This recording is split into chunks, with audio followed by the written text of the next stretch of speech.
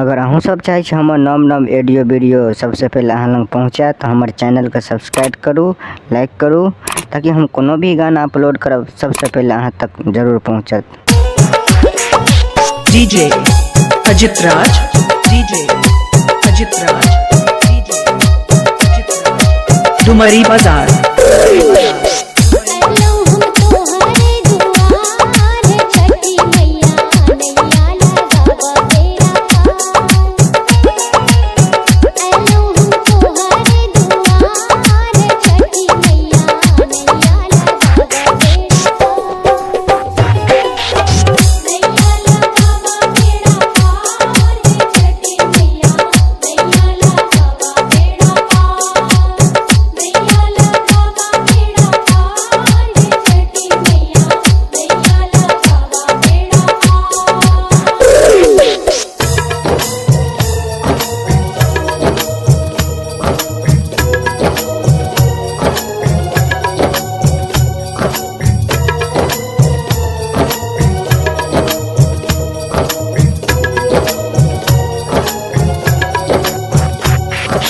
DJ Ajit राज, DJ Ajit राज, DJ Ajit राज, डुमरी बाजार, डुमरी बाजार।